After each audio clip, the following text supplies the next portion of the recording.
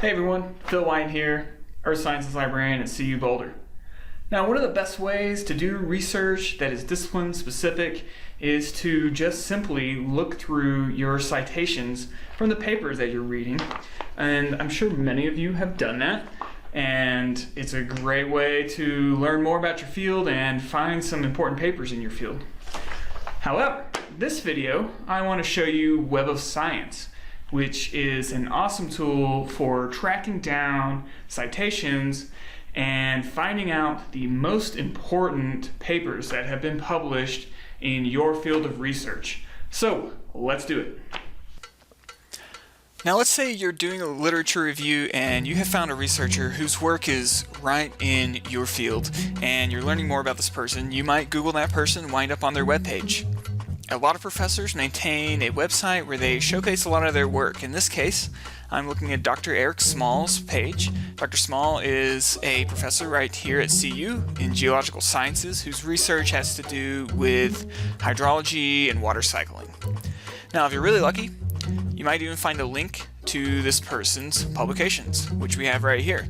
And really handy if you're looking at the entire work of a researcher. Now, let's also say, though, that you want to look at some other work in this field and maybe look at some of these co-authors and just gain a better sense for all of the work that's happening in this niche field. That's when Web of Science comes in really handy.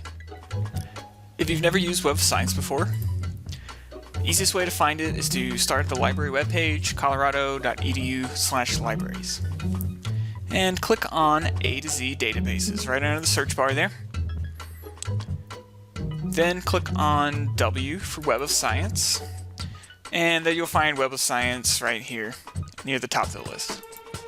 Now, once you arrive in Web of Science, you can do a basic search with some keywords or something like that. You also have some advanced tools here where you can do an advanced search, cited reference search. This time I'm going to show you author search. Now I want to go back to Dr. Small's page and let's take a look at how his name appears on his publications. It looks like he usually has his name listed as E.E. Small on these papers, and that's some really handy information to know about because in Web of Science it asks you for the two initials and the last name. So I'm just going to type in Small and E.E. And you have a couple of options here you can do. You can limit by research domain if you want to here, which in this case we could limit to geology. You can also select an organization, so you can pick out the institution that your author is affiliated with too.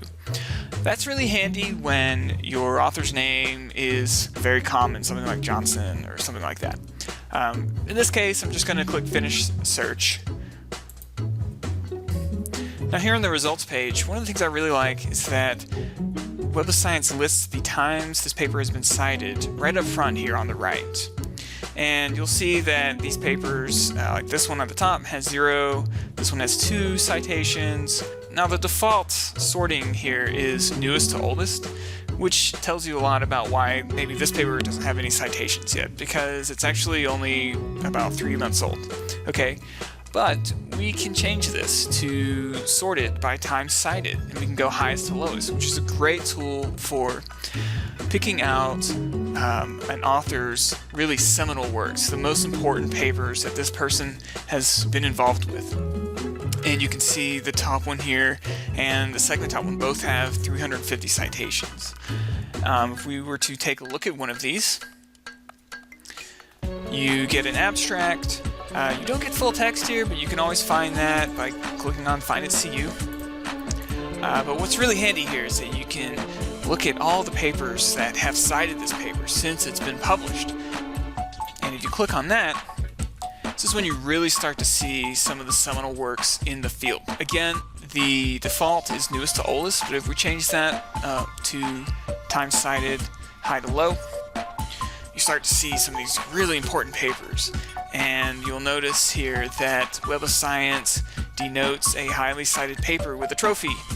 And basically that means that this paper has been cited a lot of times in a short amount of time.